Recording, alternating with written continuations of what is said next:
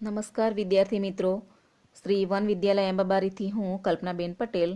મિત્રો, આજે આપણે ધોરણ 12નું તત્વજ્ઞાન અને એમાં 7મું ચેપ્ટર છે મૂલ્ય મીમાંસા, એના વિશે આજે આપણે ચર્ચા કરીશું. મિત્રો, સૌથી પહેલાં તો આપણે મૂલ્ય મીમાંસાનો શાબ્દિક અર્થ શું થાય અને મૂલ્ય એટલે શું અને મૂલ્યનું સ્વરૂપ, તો એના વિશે આજે આપણે ચર્ચા કરીશું. તો મૂલ્ય મીમાંસા માટે પ્રયોજાતો અંગ્રેજી શબ્દ એક્ઝિઓલોજી એ મૂળ ગ્રીક શબ્દ એક્ઝિઓસ પરથી ઉતરી આવ્યો છે. એટલે તમને 1 માર્કના પ્રશ્નમાં પૂછી શકાય. એક્ઝિઓસનો અર્થ વર્ધી એટલે કે ઉચિત, ઉપયોગી કે મૂલ્યવાન એવા અર્થ એના થાય છે. આથી એક્ઝિઓસ એટલે કે મૂલ્યવાન અને લોજી શબ્દનો અર્થ થાય શાસ્ત્ર. આ બંને મળીને એક્ઝિઓલોજી શબ્દ મૂલ્યશાસ્ત્ર કે મૂલ્ય મીમાંસા તરીકે અસ્તિત્વમાં આવ્યો છે. એટલે તમને પરીક્ષામાં 1 માર્કમાં પૂછાય કે મૂલ્ય મીમાંસાનો શાબ્દિક અર્થ લખો, તો ત્યારે મૂલ્ય મીમાંસા એટલે કે એક્ઝિઓલોજીનો શાબ્દિક અર્થ શું થાય? ઉચિત, ઉપયોગી કે મૂલ્યવાન. તો એના અર્થમાં એ ગણી શકાય. હવે મૂલ્ય મીમાંસામાં માનવીય મૂલ્યો અંગેનો વિચાર કરવામાં આવે છે કે માનવીય મૂલ્યો કયા કયા છે. તો એ માનવીય મૂલ્યોને 2 વર્ગમાં વહેંચી શકાય.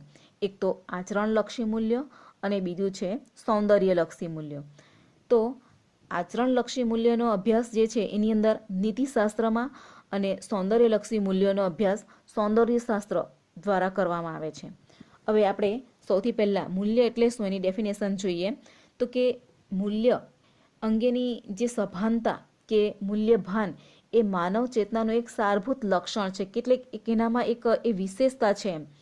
અને આધુનિક સમયમાં મૂલ્ય શબ્દ અર્થશાસ્ત્રના માર્ગે નીતિશાસ્ત્રમાં આવેલો છે અને મૂલ્યનો એક અર્થ ઉપયોગી એવો પણ થાય છે.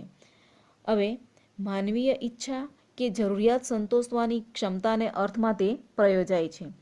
આથી સામાન્ય દ્રષ્ટિએ માનવીય જરૂરિયાતને સંતોષે તે કિંમતી કે મૂલ્યવાન એમ કહેવામાં આવે છે.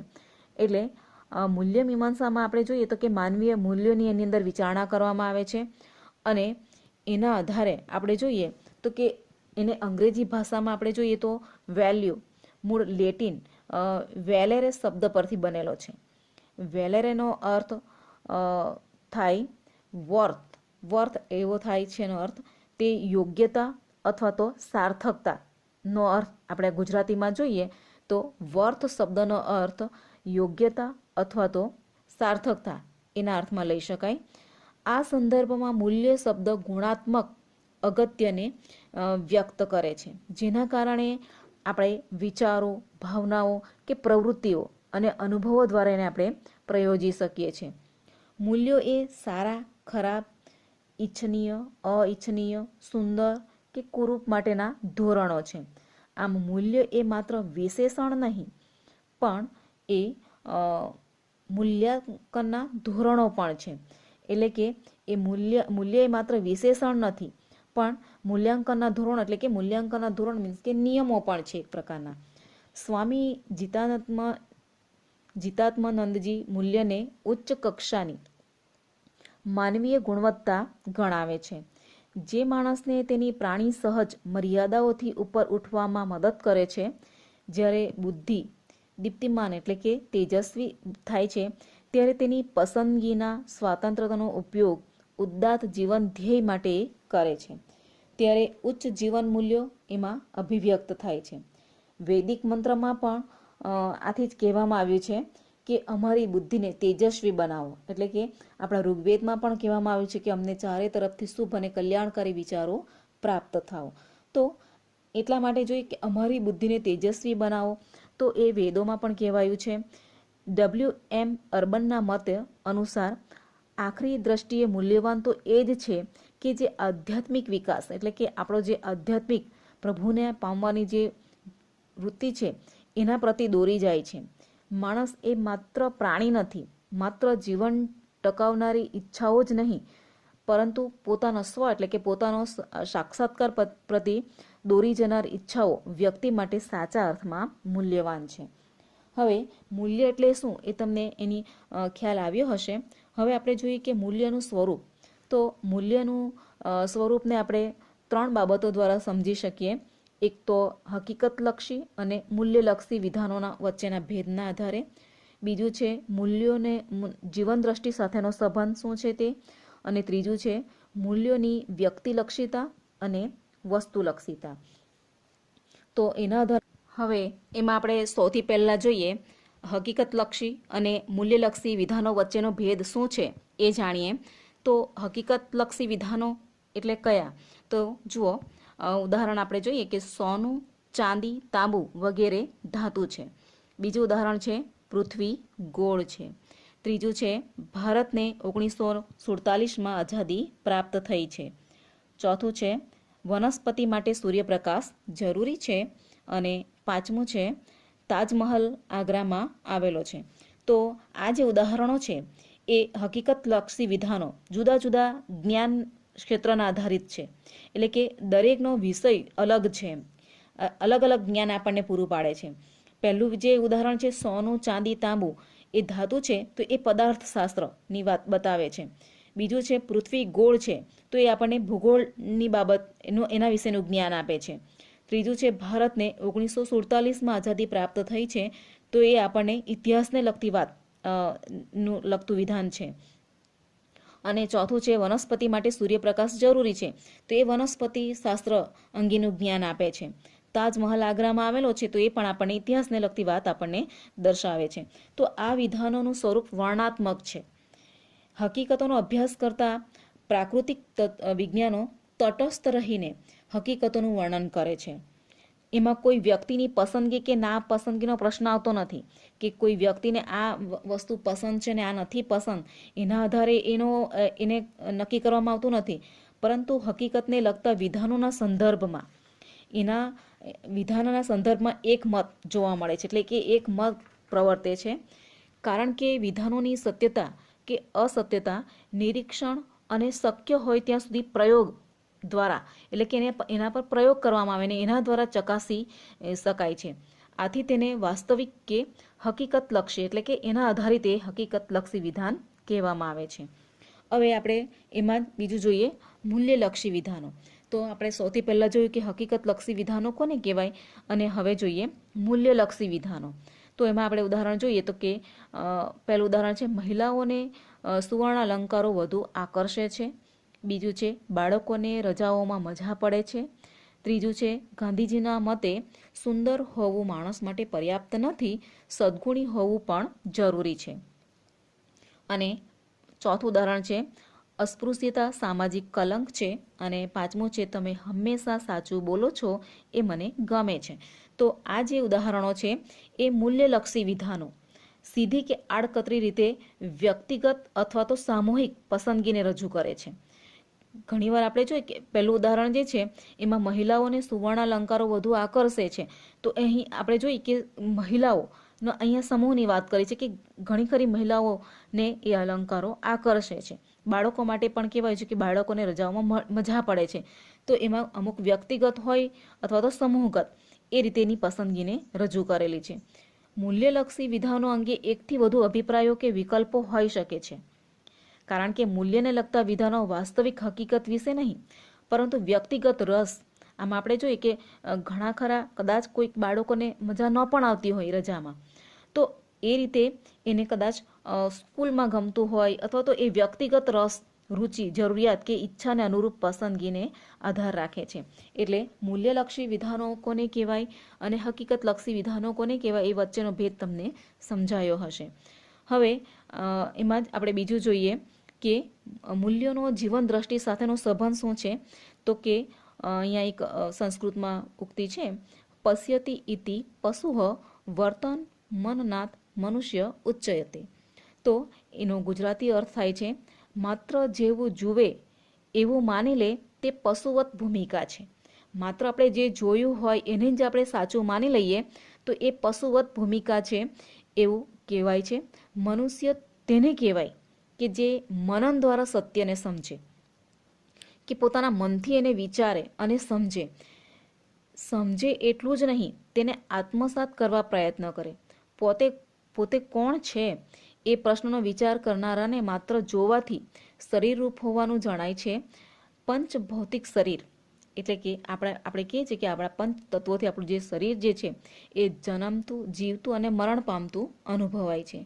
એના આધારે જીવન જીવનારા લોકોની જીવન દ્રષ્ટિ દેહવાદી અર્થાત ભૌતિકવાદી હોય છે. જ્યાં સુધી જીવો ત્યાં સુધી સુખેથી જીવો.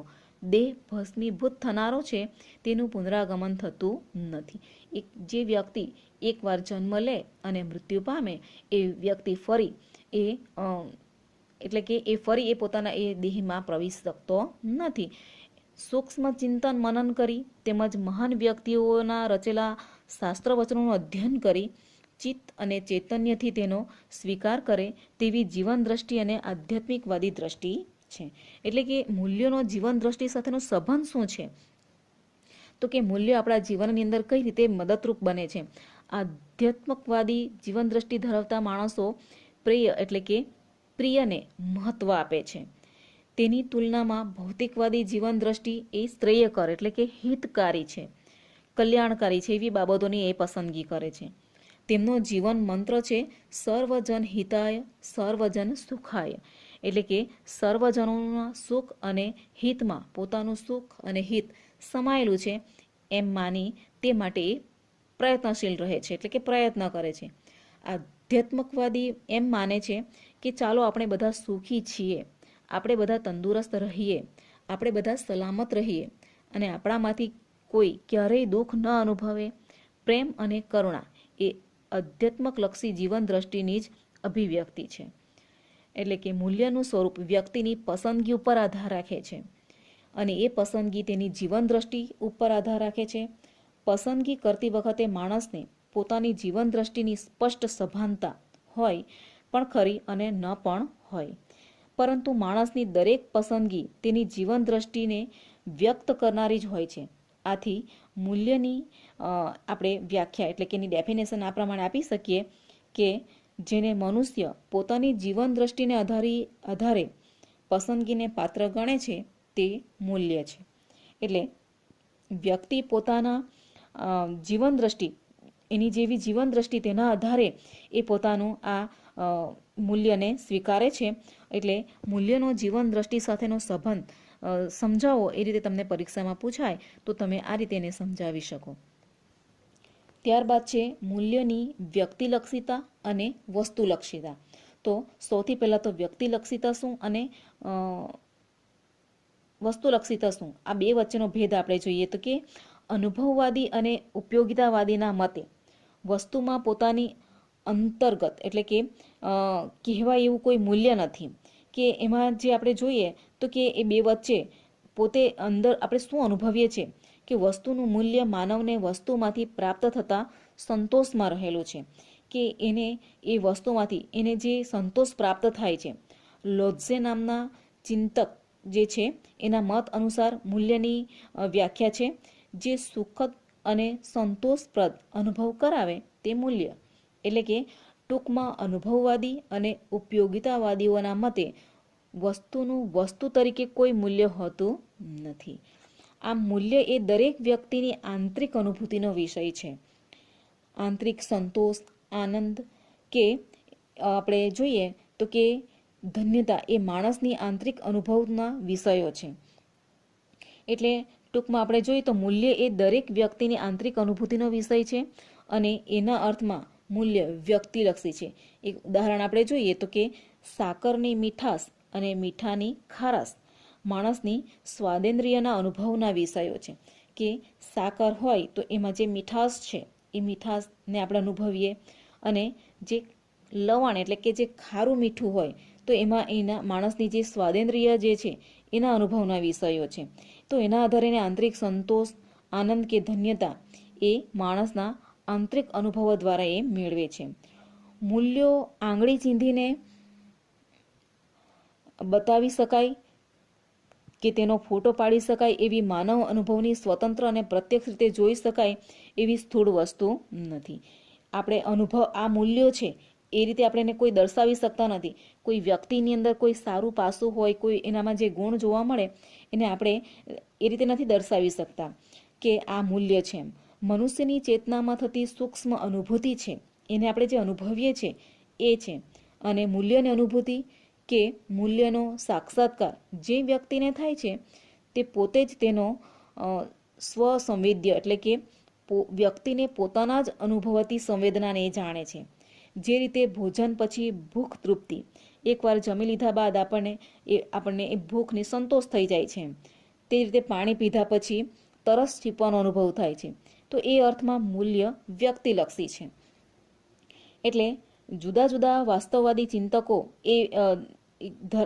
એના વિશે અલગ મત બતાવે છે કે મૂલ્ય વસ્તુમાં અંતર્નિહિત હોય છે અને સંતોષની લાગણી માત્ર દર્શન ચિહ્ન એટલે કે ઇન્ડિકેટર તરીકે હોય છે અને સ્વયં મૂલ્ય નથી.